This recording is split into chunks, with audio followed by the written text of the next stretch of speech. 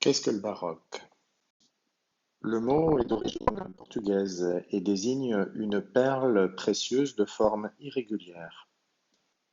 Il va désigner ensuite un mouvement artistique né à la fin du XVIe siècle, qui va se développer jusqu'à la première moitié du XVIIe siècle, mais qui continuera aussi en Europe parallèlement au classicisme jusqu'au XVIIIe siècle.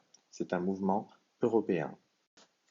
Alors, les causes de ce mouvement artistique sont liées à l'instabilité politique et sociale de la fin du XVIe siècle, avec une Europe qui est en guerre à cause des guerres de religion. Et ces guerres, bien sûr, ont fait oublier tous les idéaux humanistes du début du XVIe siècle. La représentation du monde est complètement bouleversée, avec en astronomie Copernic qui annonce que la Terre n'est pas le centre de l'univers. Aussi, les explorateurs découvrent de nouveaux continents. Donc, le monde apparaît instable et les repères traditionnels ne sont plus solides. En bref, on n'est plus sûr de rien. Les artistes baroques vont donc représenter le mouvement et le changement, la métamorphose dans le monde. Voici une sculpture célèbre du Bernin intitulée Apollon et Daphné. Vous y retrouvez Daphné, en turc Defne, derrière laquelle se trouve le dieu Apollon. Alors, l'intérêt de cette sculpture, c'est que si vous tournez autour d'elle, eh bien, vous réalisez qu'il y a au début les deux personnages que vous voyez maintenant, et si on tourne par derrière Apollon, eh bien, on s'aperçoit que Daphné devient, se transforme, se métamorphose en arbre.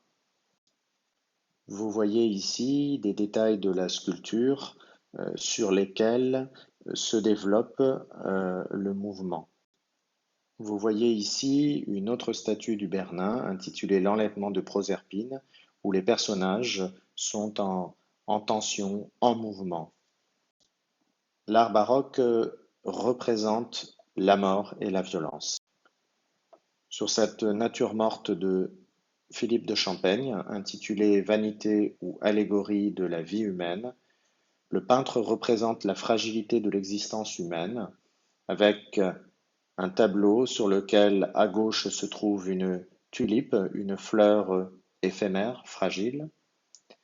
À droite, un sablier qui représente le passage du temps. Et bien sûr, au centre, une tête de mort qui symbolise bien sûr la mort.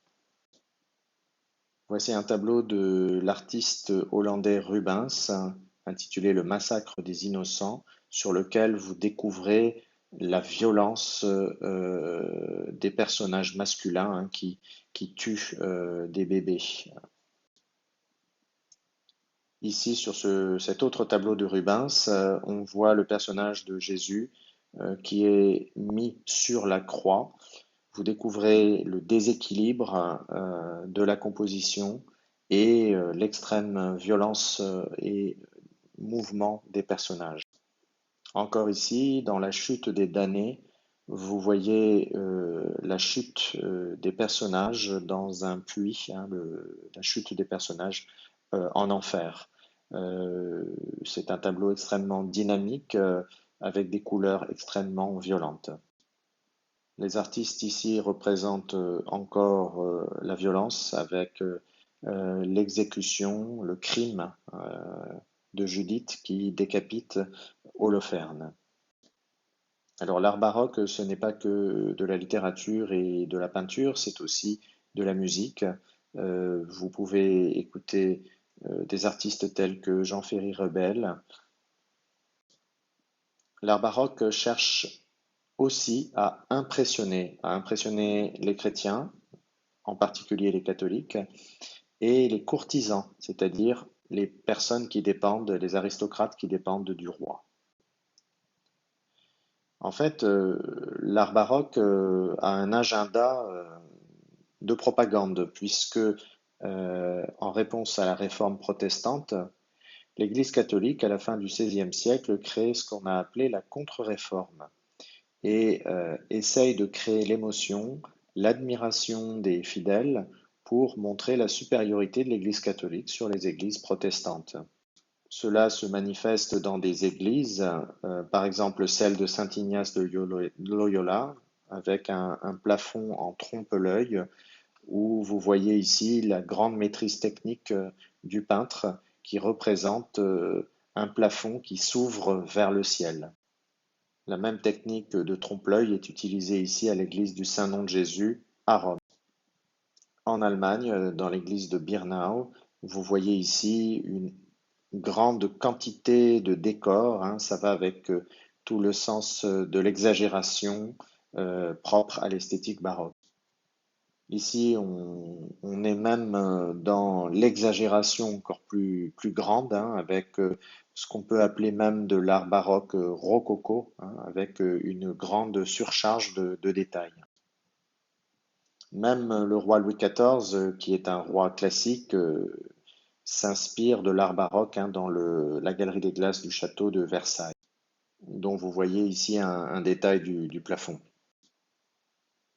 Ça, c'est la galerie des glaces vue en journée. Un autre compositeur baroque célèbre, vous le connaissez, c'est Antonio Vivaldi, qui, dans les 4 saisons, va mettre en musique de manière baroque le mouvement du monde. Alors, quelles sont les caractéristiques principales de l'art baroque? Eh bien, tout d'abord, la recherche de l'instabilité, du déséquilibre, de l'asymétrie. Les artistes recherchent les lignes courbes, les spirales. Voici un très bel exemple de spirale avec un escalier ici, très baroque, ou bien un détail de dessus de porte avec des spirales aussi, qui font penser à des vagues. En poésie, on retrouve ces lignes courbes, ces spirales, ce sentiment de vertige dans un poème de Marbeuf. Et la mer et l'amour ont la mer pour partage, et la mer est amère, et l'amour est amer. L'on s'abîme en l'amour aussi bien qu'en la mer, car la mer et l'amour ne sont point sans orage. Le mouvement baroque se caractérise par le changement, le mouvement et le désordre. Il montre l'illusion et le travail de l'imagination. Il se caractérise par sa profusion, c'est-à-dire sa grande richesse, et sa démesure,